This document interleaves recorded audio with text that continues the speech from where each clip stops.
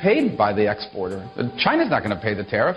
The buyer is going to pay the tariff. Donald Trump has proposed a 40% tariff, which is a tax on all of you. I think raising your taxes by 40% would kill jobs. China wins when we fight with Europe. China wins when the American consumer has higher prices because of tariffs. Now with a 10% tariff laid down, who pays that tariff? The American workers and the American companies pay the brunt of all those. You know, the highest tariff levels in the history of this country, the Smoot-Hawley tariffs. There's little doubt that these protectionist barriers that were put up made the Great Depression worse. Generalized tariff that would actually harm allies, harm American consumers, by the way. I just don't believe anybody wins a trade war. I just think there's so much collateral damage. I think it's a very risky and dangerous strategy. I've seen reports in credible media in the West, we want to call it credible, that he's offering to negotiate tariffs on China if ByteDance sells TikTok.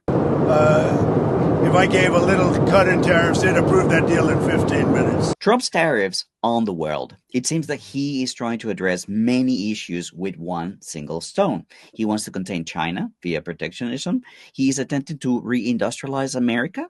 He wants to end globalization as you and I know it. And combined with future income tax reductions, he wants to enrich Americans. So the question is, can these objectives be achieved? Maybe some will, maybe some won't. But most importantly, we need to discuss what are the obstacles to this project and what are the projected outcomes of this endeavor that has captured the world discourse. So to talk about these and more, I am joined today by Mario Cavolo. Mario, how are you today? Fernando, thank you so much. I really appreciate your calling me earlier to set up this interview. We haven't done this together in a while, my friend. And we've got a pretty darn serious situation here now, don't we? We're not in a normal time. In case anybody out there doesn't know it, we are in a Black Monday situation after a Thursday, Friday crash, and Monday's looking like Black Monday crash continuing. In fact, Bitcoin, I'll tell you real quick, Bitcoin plummeted below key support again. It was holding over the weekend around 82. Then it plummeted this morning along with futures in the pre-market about 5% down to around key support at around 76.4. I was watching it all morning long, and just half an hour before we set up this call, it plummeted. It's now down to 74, plummeting again. So we have relentless selling in the financial markets. And let's talk about this wonderful set of subjects that you put together. I love it. I love the outline, the way you made it. Let's go for it. The reason why I wanted to talk to Mario is because, well, Mario is a person who has lived in China for 25 years. He's now officially retired, but he's the author of 3 books on China, and that's worth paying attention to. He's also a research expert for many Chinese institutions and media, which include the Center for China and Globalization, CCG, and China Daily, which is why it's somebody who follows markets and follows the trends and follows what's actually taking place in the world and in China. So I wanted to ask you punctually about containing China via protections. Do you think that that is something that can be achieved? And let's talk about how has China replied and why have they done so? Is it right? Is it wrong to retaliate this way? What is your take on what China has done? Yeah, my take on what China has done, it was completely unexpected. And we have to go back to, and this is unfortunate, I take no pleasure in saying it. The United States foreign policy toward China and many other things in the world has been wrong-headed for years, period. I don't say that myself as a person who's quite familiar with China and the geopolitical landscape, but also I love to reference one of my favorite experts, a true world expert, and that's Jeffrey Sachs. If you say to Jeffrey Sachs, I'm quoting him, I'm pretty clear exact words. No, you can't control China. It's just that simple. You're not going to control China. China now dominates, and let me add 5 letters, BYFAR, by far dominates manufacturing, global manufacturing and trade. And that actual level to which they dominate global manufacturing and trade is even still accelerating as we speak, right? Every other country, including the United States, is so far behind. China installed, in the last 3 months alone, more solar and wind equipment to support the green revolution, not to mention their EV revolution, than all other countries combined in the last 10 years. I mean, that's how far ahead China is.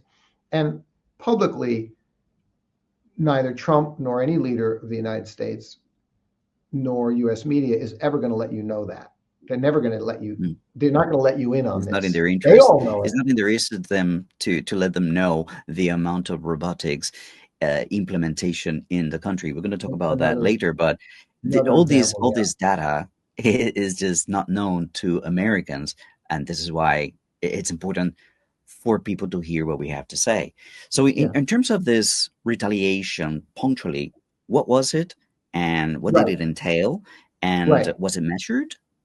Right. So containing China is not working, not going to work. It hasn't been working. It didn't work in chips. It's in fact, trying to contain China just spurs China to do even more. Right. It is actually, it's become an actual shoot yourself in the foot policy. We've seen that time and time again, and that's going to continue. Now, moving on to the next part, which is, well, what about China's response? I have to speak to Trade Secretary Lutnick's arrogance during his interview with Tucker Carlson, and also his interview this morning, saying we're sticking to the tariffs.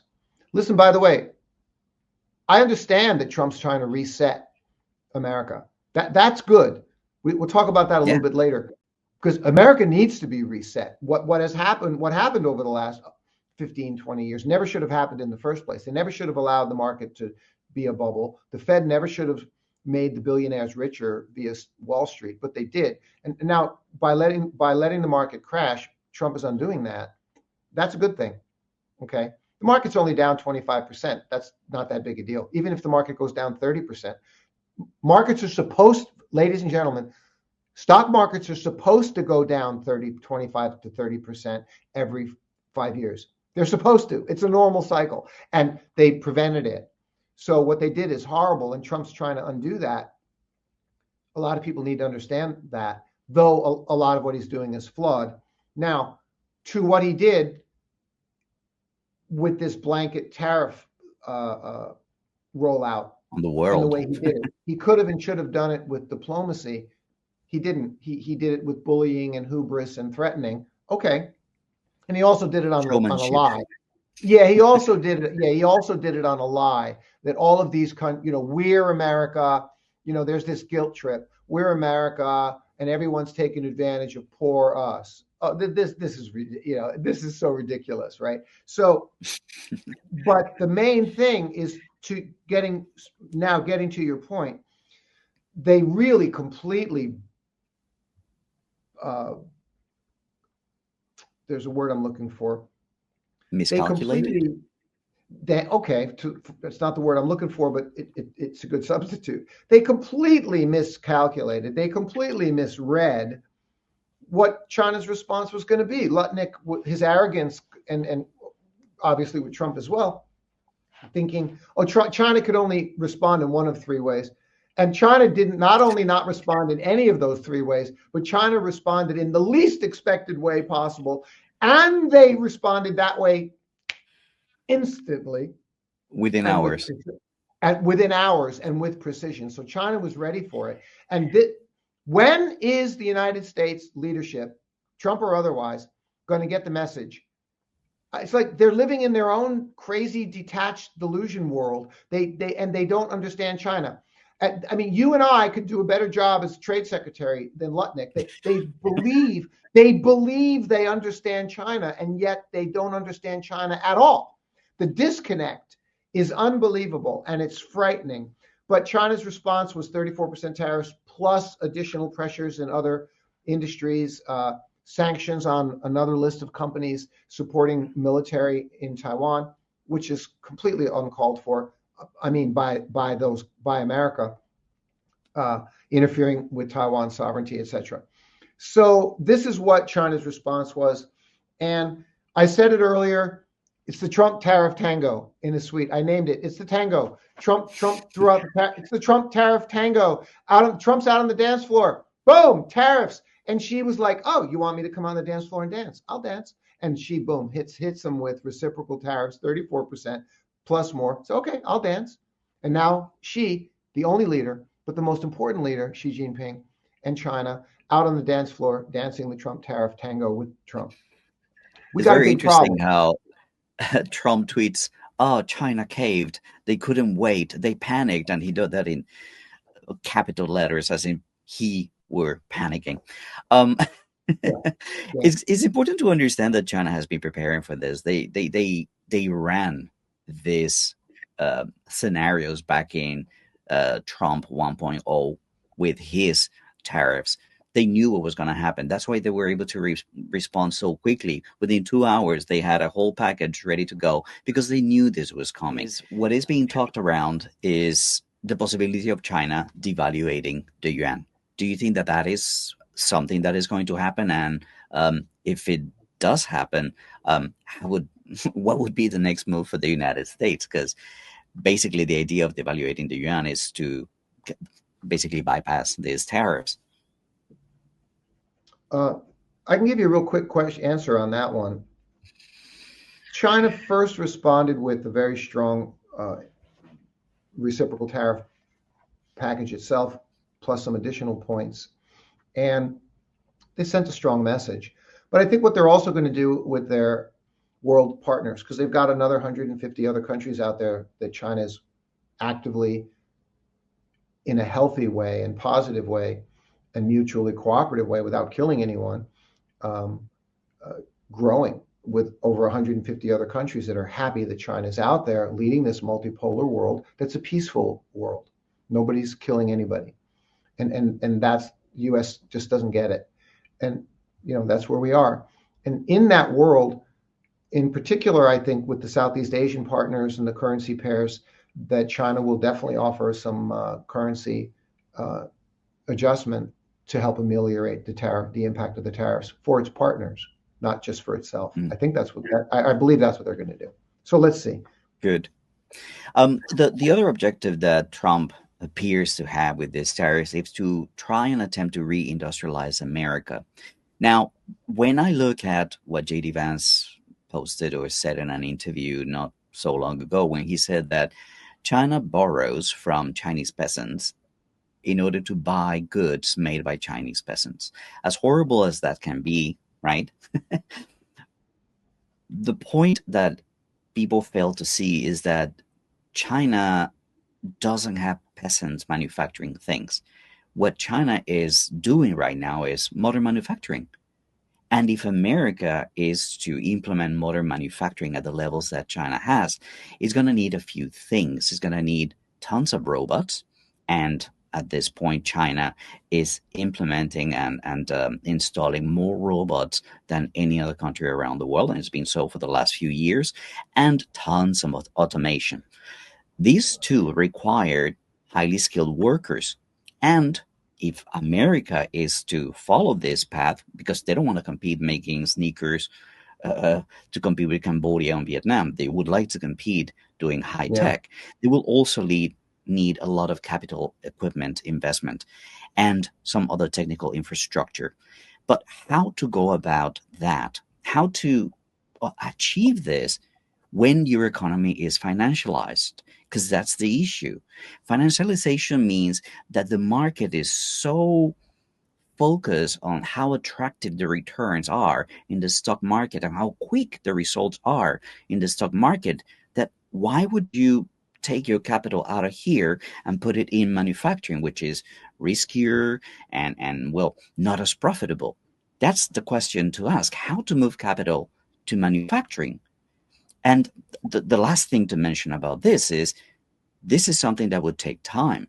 It doesn't happen overnight, but the tariffs are going on already for 2-3 days. And the people that are struggling with the higher costs, that's happening today. There's tons of people who used to manufacture in China who are simply have no resort. They have nowhere to go because these tariffs are going to just they're bankrupt, and there is no infrastructure in China to take, in America, to take their kind of manufacturing. But that leads me to another point. If America wants to achieve this, they need to import fixed assets, some machinery that at the time is not enough in the US. They don't have enough of this machinery. So they'll need to increase trade. Trade with whom? With Germany, with Japan, with South Korea, the ones who make this machinery. And all those have been tariffed already. Now, if they want to achieve that capacity, you would think, okay, who sells me the cheapest equipment? Well, it's not Japan, it's not South Korea, it's not Germany. Even with tariffs, it would still be China. China would still be cheaper even after tariffs. And that's if they want to, well, industrialize in a modern way. The other thing that they need to do is find a way to import intermediate goods. It's a market that China dominates. It keeps growing year after year. These are all the goods that are needed to assemble something in the United States. So you want to make an iPhone, you want to make a sneakers, you want to make a pencil. Well, all these things have to come from other places. And those intermediate goods that are going to allow the transformation and the production of a final good, they come from China. Most of them come from China. There is, from 2022 to 2023, the growth alone was 10% from intermediate goods going from China to the United States. And the next thing that they'll need in order to industrialize, it's a reliable, low-cost supply of energy to run this machinery and these robots and all the necessary information technology and computational equipment that would be necessary to run this automation and these robots, and because they're electricity and energy hungry, is that something that will allow America to compete, because they might have it, but is it cheap enough? There's one of the reasons why they're setting up so many AI labs in Xinjiang, because there's cheap electricity over there, and the temperatures are so low that it's great for running this kind of products. And the other thing that they will need is very reliable 5G network for industrial use. It's not for you to watch your TikToks, it's for industrial use. They need this to be able to run AI and to coordinate, I don't know, very complicated and sophisticated supply chains and resources that at this moment, America does not have. And last but not least, in order to reindustrialize America, they will need to reform their education. As we all know, this kind of industry and reindustrialization with robots, automation, and machinery requires highly technical skills from the people. And these skills require high levels of numeracy and high levels of literacy. Unfortunately, data shows that over the last decades, both of these have been failing.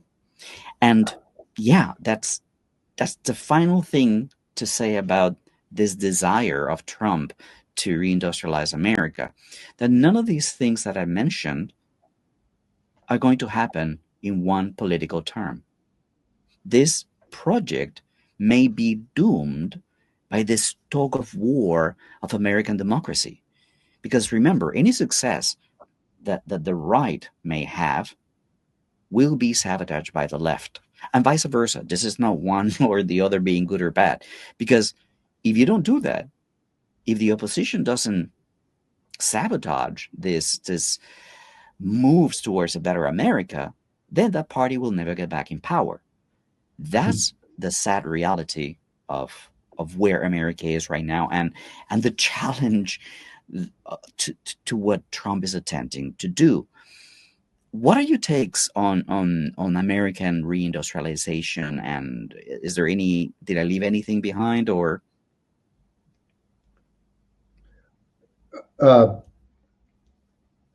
Listening to you just now talk about all of these background points with respect to reindustrializing America, you mentioned a number of items I myself hadn't thought of. I have my response for you, but you mentioned a number of items that I myself hadn't thought of, and you've now reminded me of how much trouble we're in. And we're in trouble. And you pointed out things that are not solvable, unfortunately. And before I explain it a little bit further here, let me say that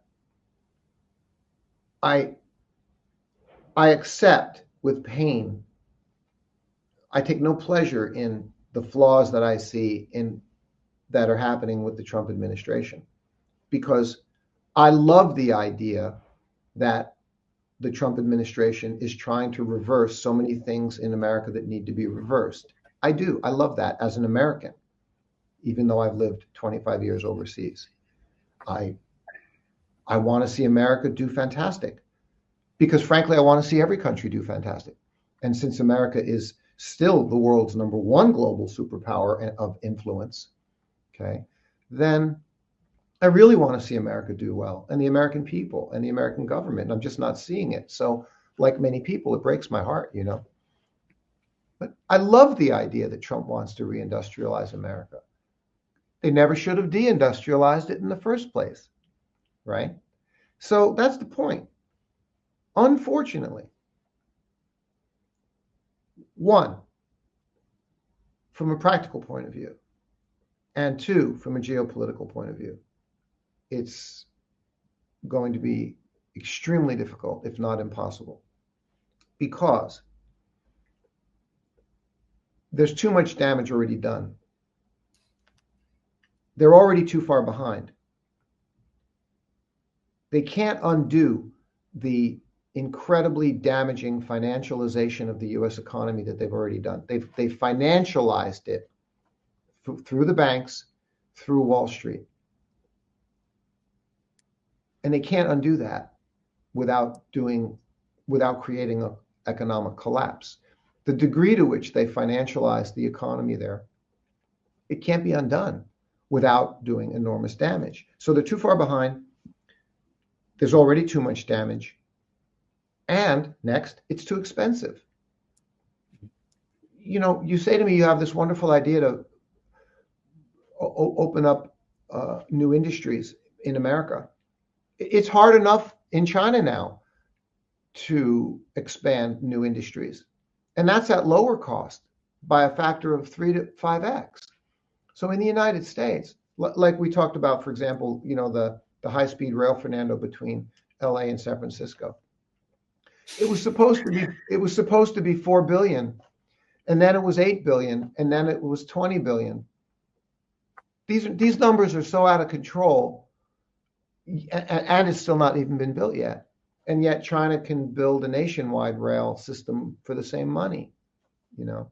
So that's why I am saying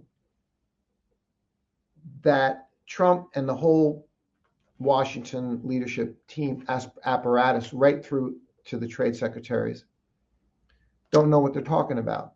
They can't make it happen in any easy way without first causing far more pain. Trump this morning mentioned about, well, we need to take some medicine for a while. It's going to be a little bit painful. No, it's not going to be a little bit painful. It's so undoable that we can't say undoable, but close to being undoable. And you mentioned the other point. As I said, they're too far behind. There's too much damage. It's too expensive. And it's going to take time. It's not going to take 2 years or 3 years. It's going to take 5, 10, 20 years. And it also includes retraining of the entire human American population. So for all those reasons, it's a great idea and I fully support it, but it's not as doable as the Trump team's trying to make it sound like it's going to be great. No, it's not. Let's throw money at it and it will happen. Look at what happened with TSMC. They've thrown billions and billions at this factory in Arizona, still not completed. They promised another 100 billion for another factory. Well, Trump is going to be long gone before the first factory is actually running at full capacity and being profitable. Who knows what the second factory is going to be when the second factory is going to be ready. It's not just throwing money at things. The level of the amount of strategic planning and longer term planning and thinking, calm, laid out planning and thinking like the Chinese government does, which is now into its 15th 5-year plan.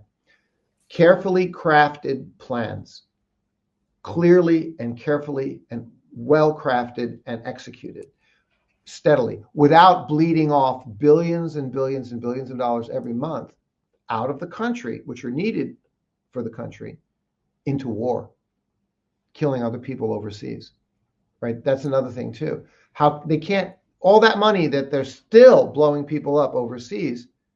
I don't want to get into that, but they're still doing it. And it's still what, $50 billion a month or whatever the hell it is. That's all money. And Trump, we thought he was going to be the peace president, and he's not. Because even he said, we've wasted $1 trillion in wars, that money that could have been spent on the American people. Well, now he wants to reindustrialize America and spend it on the American people. Bravo, I agree. Got to stop the wars as well. So it's generational. I love it. It's generational. I love it. Thank you. It's inspirational. I love it. I fully support the Trump administration's dream to make America great again. I do. It's wonderful. I would support any administration that wants to make America great again, because that's what America needs. China in every way prefers a strong America, an America that is wealthy and can buy things made everywhere. China is exactly. They have no objection to America being wealthy and America running their country the way they want. That's another thing to say. If that's what America wants to do, that's what America wants to do. That's fine. You want to push for protectionism. They don't really like it. They don't particularly like it, but they let it be. There's just the rest of the world and the rest of the globe that moves on with or without America. America wants to change globalization as we know it. And there was a very important speech by the Singaporean Prime Minister who was talking about the end of globalization as we know it. How do you see globalization changing given what has happened with this tariffs and this huge, great wall of tariffs around the U.S.? Great. Because earlier you triggered the thought in my head I wanted to point out to you about this. It's a really nice way of putting it. We have to look at these opposing forces. Okay, the thrust toward decades of globalization and all the benefits of decades of globalization have to be countered by every country's inaction of protectionism and tariffs to some degree. And I want to say that because I haven't in this interview nor in any of my writings recently said, oh, Trump shouldn't tariff the world. I never said that. I don't say that. Okay. It just all needs to be done in a more reasonable and diplomatic way. Okay. If Trump wants to reset things and go to everyone diplomatically and sit down and say, look, we need to make some big changes. The direction of America is, I'm changing the direction of America. Here's why. And we need to make it happen. Okay, fine. Get on it diplomatically, not by bullying and threatening. And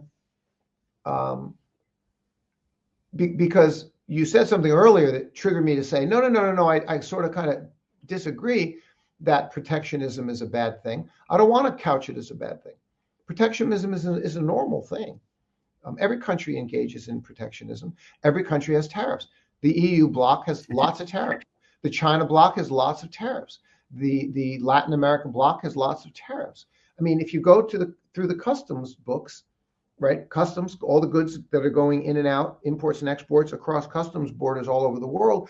And if you went to them and say, excuse me, hey, how you doing? Listen, I got some extra time here in the customs border at the airport, and I got some time to kill because my next flight's not for another 5 hours. Do you have one of your customs books handy? I wanted to read it.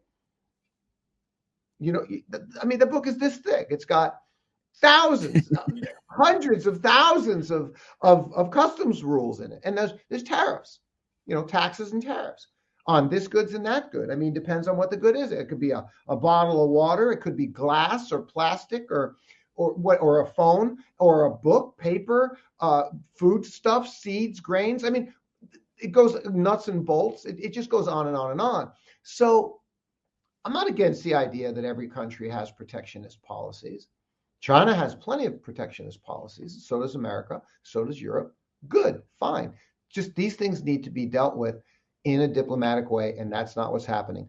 We have a maniac who said he was going to bring peace and make the world better, And instead, what's happened, and I wrote this down from earlier when you asked me about other reasons why America won't industrialize successfully.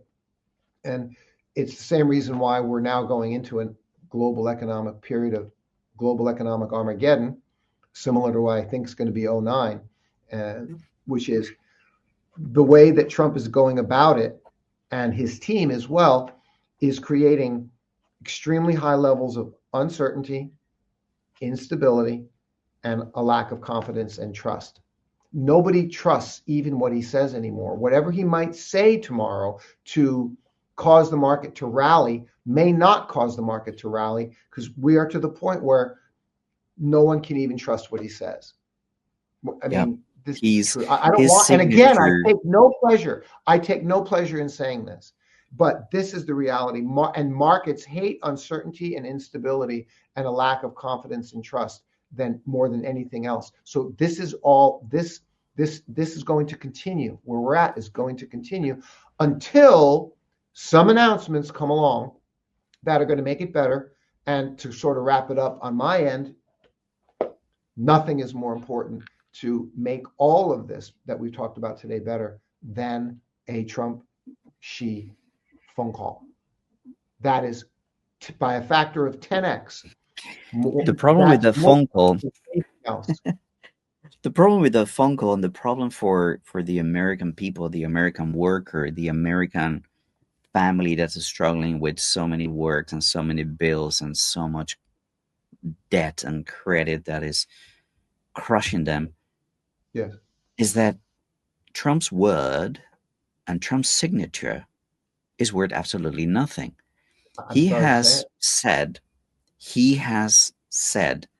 I've seen reports in credible media in the West, we want to call it credible, that he's offering to negotiate tariffs on China if ByteDance sells TikTok. If I gave a little cut in tariffs, they'd approve that deal in 15 minutes.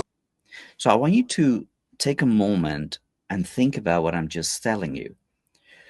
The future of America depends on America being able to, well, constrain China, re-industrialize, all these things that we were talking about, right?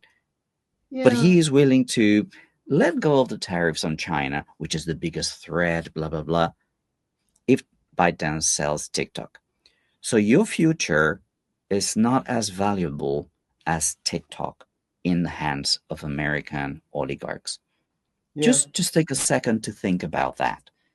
Yeah, I know. It's sad to see how transactional he is.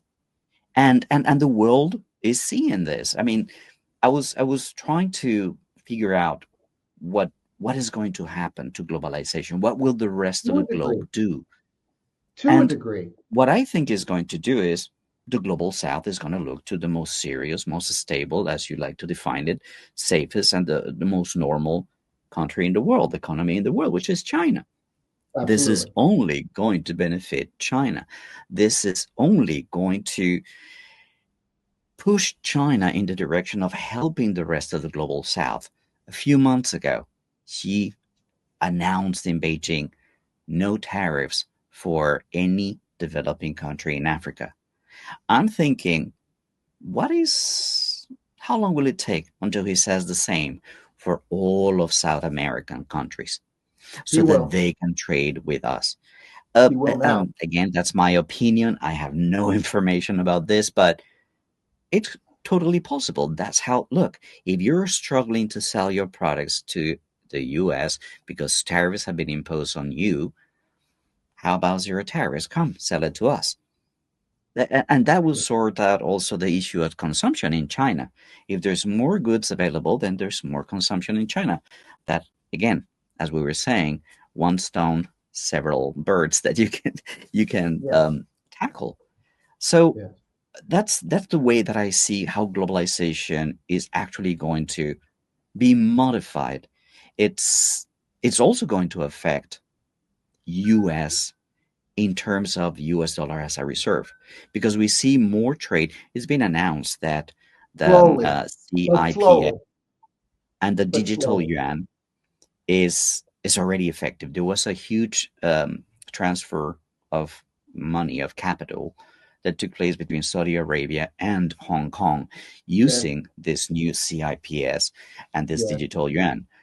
Yes. The implementation, everything is ready for the global south to embrace a new beginning, a new way of interacting with each other.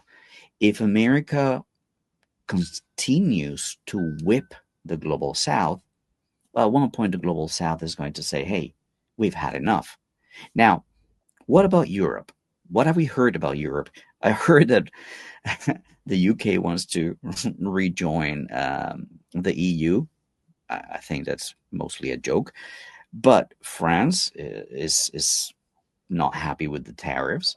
There's going to be a meeting of European leaders in Vietnam with China to discuss, okay, which way are we going to move? So there is a readjustment of the global economy, and the winner in terms of who is going to be stronger, larger, and more stable tends to be whoever joins China, because everybody at this point is either afraid of the US or looking for alternatives. Now, I wanted to ask you the fourth question, and with this one, we probably wrap up the video. This idea of putting tariffs is a way to generate income for the country, and this would go hand in hand with a reduction of income tax for Americans. So still, you're changing your source of income, but that will make Americans richer. They'll have more money in their pockets. How do you see this working? Do you think this is it will even out? And will they just go and buy more expensive Chinese products with that extra cash in their pockets? Yeah, and I'm just mimicking other analysts who've made it very clear that it won't work. Smoot-Hawley was a disaster, and back right into the Great Depression of the 29, and we have a situation where everyone knows and is looking at Trump granting tariffs all over the world to bring in income, to bring in revenue to the government, but then he's going to be giving these giant tax breaks to the rich again, who don't need it. I mean, it's so unfair and so unreasonable. Again, I love the idea of it. I love the idea, eliminate the income tax in the United States, except you notice that he's asking nothing of the billionaires. There's no sacrifice coming from the billionaires. The billionaires that were allowed to see, this is why Trump's no different than all the previous administrations. All the 2008 financial crisis put the U.S. where they made a decision to give all the money to the rich people and not take care of the society. That's what they did. They bailed out the billionaires. It's socialism for the billionaires and slavery for everybody else. That's what they literally decided to do. It's an oligarchy run for the rich. And now he's going to do tax breaks for the rich again, where, and all this money, what, 5-6 guys now that are worth over $100 billion, more than that, which never should have happened in the first place. Is he asking any of them to give any of the money back that they stole? It was the greatest financial heist, and is asking the billionaires to sacrifice for the rest of the world, for the rest of the country. No. So the billionaires are off the hook, and now they're going to get tax breaks. So yeah, it's good that the lower income households will have their income tax eliminated. But you see that he's not doing anything to get the money back from all the billionaires who are now worth, $100, $200, $300 billion. Friends, I want to point out, you don't understand how egregious this is. You literally can't comprehend it. Even if a person has $1 billion, they already have so much more money than they should have. You can't even count it. You can't fathom it mathematically, let alone 100. Spend it in a lifetime. A lifetime. You couldn't spend 50 million in a lifetime. 50 million. 50 million is so much. Just 25 million is so much money for one person to be worth. It's off the chart, let alone a billion.